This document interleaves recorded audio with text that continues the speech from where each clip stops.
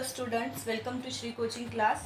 तो चलो आज हम लोग आपके लिए लेके आए हैं 8th स्टैंडर्ड का civics lesson number 5 the state government.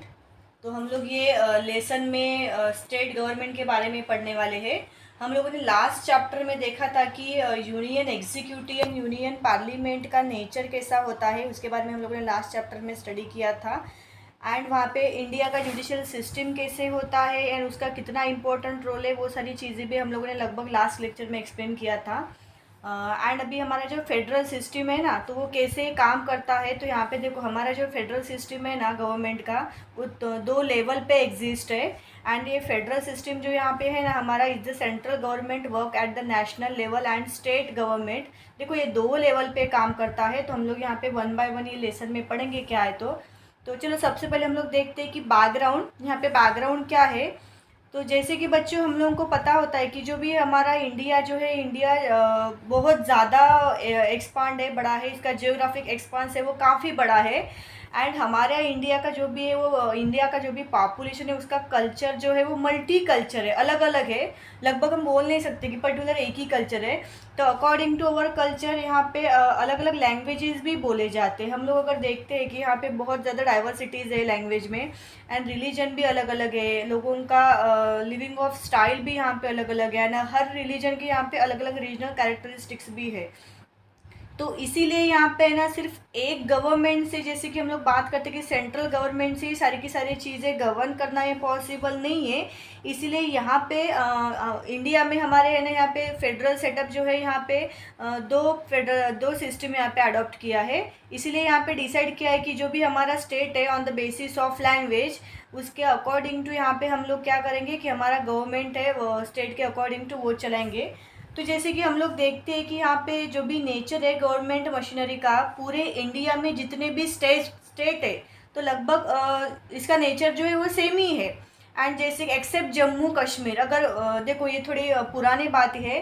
पुराने टाइम में जम्मू कश्मीर का जो इलेक्शन प्रोसेस था ना, वो थोड़ा अलग था, लेकिन आज के टाइम में वो सेम ही है। तो चलो हम लोग वन बाय वन देखते हैं कि क्या है। सबसे पहले हम लोग देखते हैं कि स्टेट लेजिस्लेचर क्या है। हमारा स्टेट लेजिस्लेचर के बारे में पढ़ते हैं।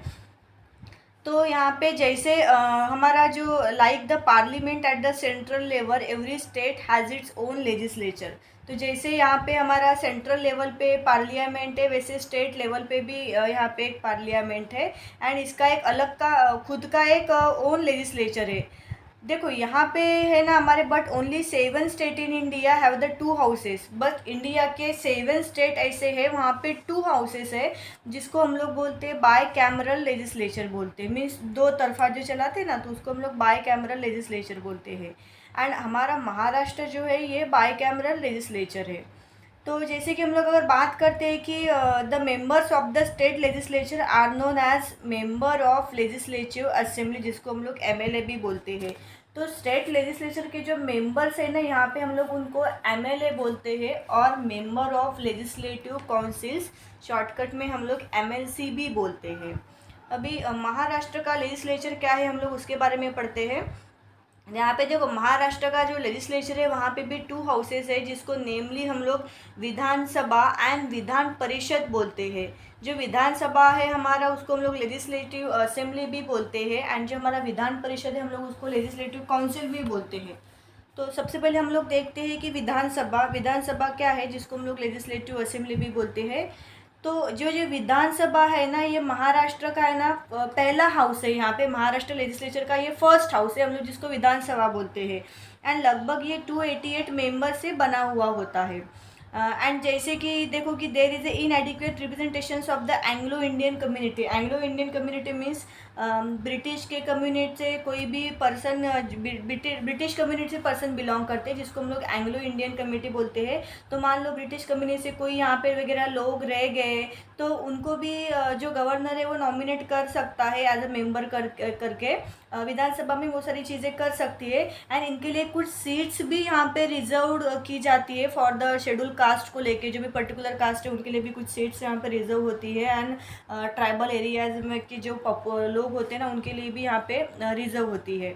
एंड जो हमारा महाराष्ट्र है, इसको डिवाइड किया है territorial constitution for the purpose of election. तो यहाँ पे हम लोग देखते हैं कि यहाँ पे एक मेंबर को इलेक्ट किया जाता है हर एक कॉन्स्टिट्यूशन से इसके विधानसभा के लिए। एंड विधानसभा का जो टेन्योर यहाँ पे होता है वो 5 इयर्स का होता है। जैसे हमारे प्राइम मिनिस्टर का होता है वैसे यहाँ पे इसका भी टेन्योर है, जो इसको ड्यूरेशन मीन्स इसका ड्यूरेशन हम लोग इसका कालावधि बोलते हैं, वो 5 साल का होता है। एंड ऐसे एक्सेप्शनल कंडीशन में ही यहाँ पे क्या होता है कि इलेक्शंस करवाए जाते हैं 5 साल कंप्लीट होने के पहले। मान लो ऐसे वैसे कोई इमरजेंसी आए कुछ आया तो उसी टाइम में यहाँ पे एक्सेप्शन इलेक्शंस किए जाते हैं। अदरवाइज इसका जो टेन्योर होता है वो 5 इयर्स का ही होता है, यहाँ पे कुछ चेंजेस नहीं होता है। एंड महाराष्ट्र का वैसे कोई भी ऐसा सिटीज़न हो कि जिन्होंने अपने 25 इयर्स कंप्लीट कर दिए हैं तो वो भी विधानसभा के इलेक्शंस के लिए यहाँ पे खड़ा हो सकता है। तो ये इसके यहाँ पे एलिजिबिलिटी क्राइटेरिया हम लोग ऐसा बोल सकते हैं। एंड नेक्स्ट टॉपिक है हमारा स्पीकर ऑफ विधानसभा। देखो स्पीकर ऑफ विधानसभा मीन्स क्या होता है कि कंट्रोल करने वाला, मैनेज करना। देखो कोई भी चीज़ अगर कहाँ पे भी हम लोग काम वगैरह करते हैं तो वहाँ पे कंट्रोल करने के लिए ऊपर कोई ना कोई होता है, तो उसको हम लोग बोलते हैं कि स्पीकर ऑफ द विधानसभा। तो यहाँ पे क्या होता है, जो हमारा विधानसभा जो चलता है, proceeding of the Vidhansabha are carried out under the supervision. देखो जो विधानसभा ये जो हमारा चलता है ये भी एक सुपरविजन में ही चलता है, एक स्पीकर के गाइडेंस के अंदर या स्पीकर के सुपरविजन के अंदर हमारा ये विधानसभा चलता है।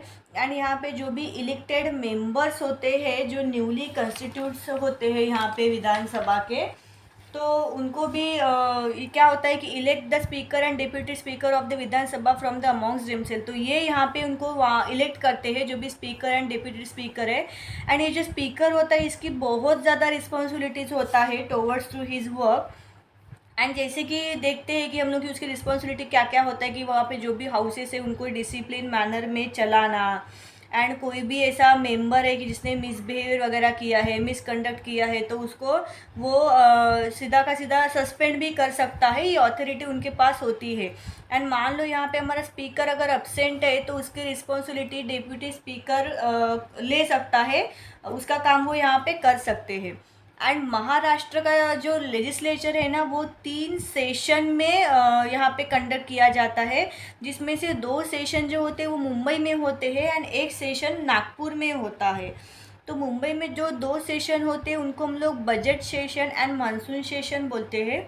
एंड जो विंटर में सेशन होता है वो एक 1 सेशन होता है जो नागपुर में कंडक्ट किया जाता है, उसको हम लोग विंटर सेशन बोलते हैं। तो यहाँ पे हमारा अगला टॉपिक है विधान परिषद, जिसको कि हम लोग second house of Maharashtra legislature बोलते हैं। लेजिस्लेचर महाराष्ट्र लेजिस्लेचर का ये सेकंड हाउस है एंड इसका फर्स्ट हाउस हमारा था विधानसभा। तो देखो यहाँ पे इसके सेकेंड हाउस में क्या होते हुए कि यहाँ पे 78 मेंबर्स होते हैं विधान परिषद ऑफ महाराष्ट्र में। एंड ये 78 मेंबर से कुछ मेंबर्स जो होते हैं ना कि हु आर डिस्टिंग्विश, उनको है ना उनके पर्सनैलिटीज़ के अकॉर्डिंग टू उनको डिस्टिंग्विश किया जाता है। जैसे मान लो कि कोई हमारा लिटरेचर फील्ड है, कोई साइंस फील्ड है, लाइक सोशल सर्विस है, तो ऐसे अलग अलग फील्ड से ना उनको डिस्टिंग्विश किया जाता है। एंड यहाँ पे एज अ जो रिमेनिंग रिप्रेजेंटेटिव होते हैं उनको इलेक्ट किया जाता है विधानसभा के मेंबर से। एंड यहाँ पे जो भी हमारा लोकल गवर्नमेंट इंस्टीट्यूशन होता है, जो टीचर कॉन्स्टिट्यूशन होता है एंड ग्रेजुएट कॉन्स्टिट्यूशन होता है, ये भी लोकल पीपल के द्वारा यहाँ पे इलेक्ट किया जाता है। जैसे कि बेस्ट कैंडिडेट का यहाँ पे वो सिलेक्शन करते हैं ये सारी जगह से।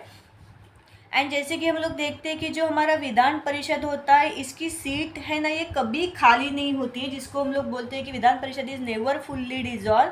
तो जैसे मान लो कि इसका पर्टिकुलर जो ड्यूरेशन है ना ये 2 इयर्स का होता है, तो 2 इयर्स में ये रिटायर्ड हो जाता है। जैसे मान लो कि यहाँ पे रिटायर्ड हो गया तो उसका जो वैकेंट सीट होता है वो खाली होता है, वो बाद में इसको भर दिया जाता है अगेन फ्रेश इलेक्शन के साथ इसको।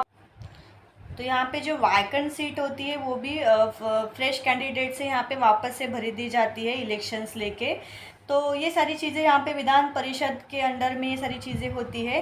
एंड यहाँ पे in the absence of chairman, अगर चेयरमैन यहाँ पे अगर अब्सेंस होता है तो जो डिप्यूटी चेयरमैन है वो उसकी सारी की सारी रिस्पॉन्सिबिलिटीज़ ले सकता है। तो ये that is all about the Vidhan Parishad में ये सारी चीज़ें होती है। देन हम लोग आगे बढ़ते हैं कि एग्जीक्यूटिव ऑफ महाराष्ट्र।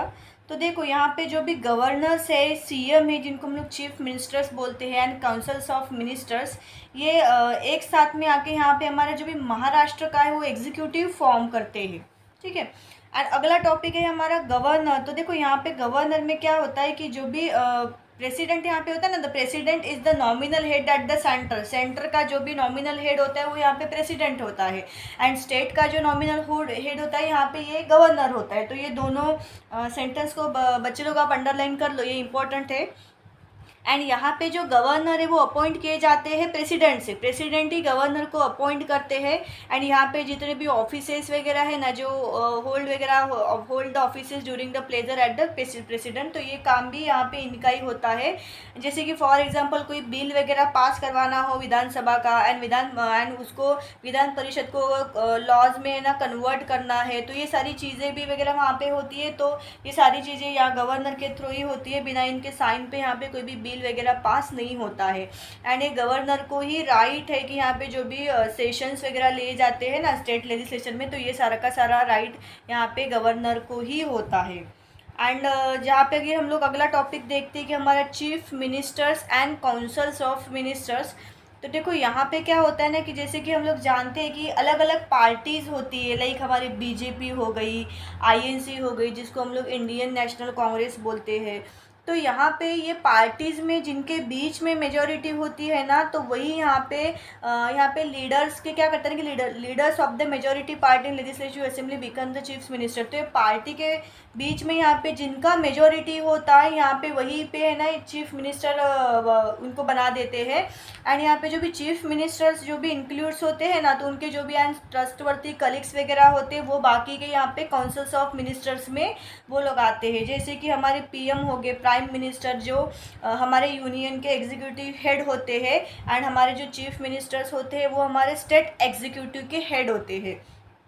एंड यहाँ पे जो हमारा गवर्नमेंट है ना, जो स्टेट का गवर्नमेंट होता है वो रन होता है गवर्नर के नेम से रन होता है। बट रियलिटी की अगर हम लोग बात करते हैं तो ये जो एडमिनिस्ट्रेशन यहाँ पे कैरिड आउट होता है ये बाय द चीफ मिनिस्टर से ही होता है, उन्हीं के द्वारा ये चलाया जाता है। तो यहाँ पे हम लोग फंक्शंस देखते हैं कि चीफ मिनिस्टर के फंक्शंस क्या क्या है, उनका क्या क्या रोल होता है एंड वो क्या क्या काम करते हैं। तो जैसे मेजॉरिटी प्रोवाइड होने के बाद जो भी हमारे सीएम्स होते हैं, जिनको हम लोग चीफ मिनिस्टर्स बोलते हैं, एंड काउंसिल्स ऑफ मिनिस्टर्स होते हैं, इनके देखो बहुत है ना मल्टी चैलेंजिंग टास्क होते हैं, इनके बहुत ज़्यादा रिस्पॉन्सिबिलिटी होते हैं। जैसे कि काउंसिल्स रिप्रेजेंटेटिव है ना अलग अलग रीजन के, social group, schedule caste, schedule tribes, backward class, जैसे वुमेंस हो गए, माइनॉरिटीज़ है ना, इनको अलग अलग इनके बहुत सारी रिस्पॉन्सिबिलिटीज़ होती है कि इनके प्रति इन लोगों को क्या क्या वर्क करना है, क्या क्या डिसीजंस लेना है, and have to be accommodated. तो हम लोग बोल सकते हैं इनकी काफ़ी चैलेंजिंग यहाँ पे रिस्पॉन्सिबिलिटी होती है। एंड अगर यहाँ पे कोई भी पार्टी का एक क्लियर मेजॉरिटी नहीं आता है, देन एट दैट टाइम पे यहाँ पे अलग अलग पार्टीज़ होती है वो साथ में आके एक गवर्नमेंट फॉर्म कर सकती है। एंड ऐसे केसेस में हमारे जो चीफ होते हैं, चीफ मिनिस्टर, उनको यहाँ पे जो भी डिफ़िकल्ट टास्क होता है ना वो उनको यहाँ पे परफॉर्म करना पड़ता है। तो ये हमारे चीफ मिनिस्टर का यहाँ पे फंक्शंस है। एंड आगे हम लोग देखते थे कि डिस्ट्रीब्यूशन ऑफ पोर्टफोलियो। देखो पोर्टफोलियो मीन्स क्या होता है, सबसे पहले हम लोग इसको समझते हैं कि किसको पर्टिकुलर क्या काम देना है, किसको क्या क्या रिस्पॉन्सिबिलिटी देनी है, इसको हम लोग पोर्टफोलियोज बोलते हैं। तो देखो उसका भी डिस्ट्रीब्यूशन किया जाता है। ये पॉसिबल नहीं है कि पर्टिकुलर कोई भी पर्सन जाके हर एक काम कर सकता है या पर्सनली जाके हर ये चीज़ वो सुपरविजन कर सकता है, तो ये पॉसिबल नहीं। इसलिए हर एक डिपार्टमेंट में हेड को एक एक काम दिया जाता है, रिस्पॉन्सिबिलिटी दी जाती है, जिसको हम लोग पोर्टफोलियोज बोलते हैं। तो जैसे ही काउंसिल्स ऑफ मिनिस्टर्स का फॉर्मेशन हो जाता है तो जो चीफ मिनिस्टर्स हमारे क्या करते हैं कि जो जितने भी पोर्टफोलियोज है वो डिस्ट्रीब्यूट कर देते हैं मिनिस्टर्स में। एंड जब वो डिस्ट्रीब्यूट करते हैं पोर्टफोलियो, देन वो उस टाइम पे ही has to consider the political experience. तो वो ये सारी चीज़ें भी कंसिडर करते हैं कि उनका देखो ये ऐसे नहीं होता है कि किसी को भी कोई भी रिस्पॉन्सिबिलिटी दे दो, ऐसी सारी चीज़ें नहीं होती है कि प्रीवियस उनका एक्सपीरियंस क्या है, वो किस चीज़ में एक्सपर्ट है, वो क्या चीज़ें अच्छी करते हैं, अकॉर्डिंग टू डैट है ना उनको वो सारे के सारे पोर्टफोलियोज वो डिस्ट्रीब्यूट करते हैं। जैसे लाइक उनका पॉलिटिकल एक्सपीरियंस हो गया, एडमिनिस्ट्रेटिव स्किल हो गई, awareness of public opinion, leadership qualities, तो ये सारी की सारी चीज़ें देख के जो पोर्टफोलियोज का है वो प्रॉपर डिस्ट्रीब्यूशन किया जाता है। एंड नेक्स्ट सेकेंड लास्ट हमारा टॉपिक है कोऑर्डिनेशन बिटवीन मिनिस्ट्रीज डिपार्टमेंट। तो देखो जो आपस में मिनिस्ट्रीज होती है अलग अलग डिपार्टमेंट की, तो उनमें भी आपस में तालमेल होना बहुत ज़्यादा नेसेसरी है, तो उसमें भी कोऑर्डिनेशन चाहिए। तो हम लोग यहाँ पे देखते हैं कि क्या होता है कि जो भी हमारे चीफ मिनिस्टर्स होते हैं ना, जो हमारे काउंसिल्स ऑफ मिनिस्टर्स वगैरह होते हैं, वहाँ पे क्या होते हैं कि वो सारे के सारे ना यहाँ पे रिस्पॉन्सिबल होता है हमारे लेजिस्लेटिव असेंबली चलाने के लिए। एंड चीफ मिनिस्टर्स का ही अल्टीमेट यहाँ पे रिस्पॉन्सिबिलिटी होता है हमारे एडमिनिस्ट्रेशन को एकदम इफ़िशिएंट के वे से उसको बियर करने का। एंड मान लो यहाँ पे अगर जो कोऑपरेशन है मिनिस्ट्रीज ऑफ डिपार्टमेंट के बीच में, अगर वो यहाँ पे कहीं ना कहीं फुलफिल नहीं हो रहा है, अब्सेंट है, देन एट दैट टाइम में जो भी हमारा गवर्नमेंट का वर्किंग है, जो भी सिस्टम है, इसके ऊपर बहुत बैड इफेक्ट इसका हो सकता है। एंड इसकी वजह से जो चीफ मिनिस्टर होते हैं, इनको यहाँ पे जो भी कॉन्फ्लिक्ट्स होते हैं डिपार्टमेंट के बीच में, वो इनको फर्स्ट ऑफ ऑल तो यहाँ पे इनको रिजॉल्व करना पड़ता है। एंड बाद में उनके जो भी उनके डिपार्टमेंट से रिलेटेड टोवर्ड जो भी वर्क्स है, जो भी गोल है, एंड उनको उस सेम डायरेक्शन में उनको लेके आके यहाँ पे काम करना होते हैं। तो इस तरह से यहाँ पे कोऑर्डिनेशन का भी बहुत ज़्यादा इम्पोर्टेंस है मिनिस्ट्री के बीच में, क्योंकि विदाउट कोऑर्डिनेशन ये गवर्नमेंट का जो भी सिस्टम है उसको स्मूथली रन नहीं कर पाएंगे। एंड यहाँ पे हमारा लास्ट टॉपिक है leaders of the state.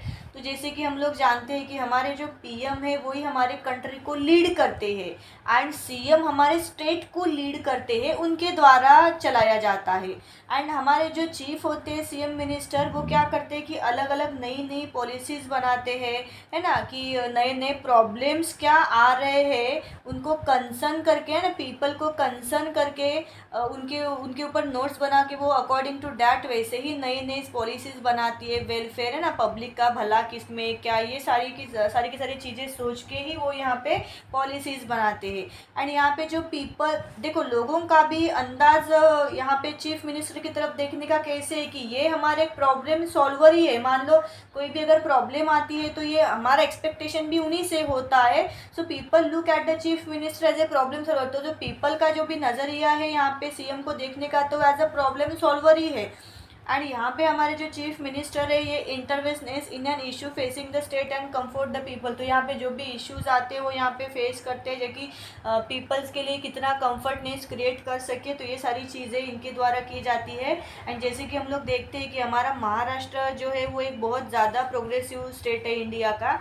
And ये जो स्टेट है ना, तो ये क्या करते हैं, अलग अलग सेक्टर्स को भी लीड करते हैं। जैसे फॉर एग्जांपल एजुकेशन सिस्टम हमारा हो गया, एजुकेशन डिपार्टमेंट, लाइक इंडस्ट्री हो गई, सर्विस सेक्टर्स, हेल्थ हो गया, हमारा सोशल सिक्योरिटी हो गई, तो एंड इवन टेरर अटैक्स जो होते हैं, एंड जो नक्सलाइट्स जो भी अटैक्स जो भी मूवमेंट करते हैं ना, तो ये सारी चीज़ों को भी वो बहुत अच्छे से यहाँ पे ध्यान रखते हुए अपना वो काम करते हैं। एंड सर्टन रीजन में जहाँ पे भी ना, तो ये बहुत बड़े उनके लिए चैलेंजिंग होते हैं, एंड इनको ये प्रॉब्लम्स वगैरह वो फेस करते हैं ना, अकॉर्डिंग टू डैट वो अपना काम करते हैं कि उनको ये सारी की सारी सिचुएशन देखते हुए, प्रॉब्लम देखते हुए कौन सी पॉलिसी बनाया जाए, कौन सा लॉज बनाया जाए जो ये बुरी चीज़ें वो वहाँ पे हम लोग कहीं ना कहीं रोक सके, एंड जो भी डेवलपमेंट की चीज़ें वो हम लोग उसको आगे बढ़ा सके। तो ये सारी चीज़ें यहाँ पे देखे जाते हैं।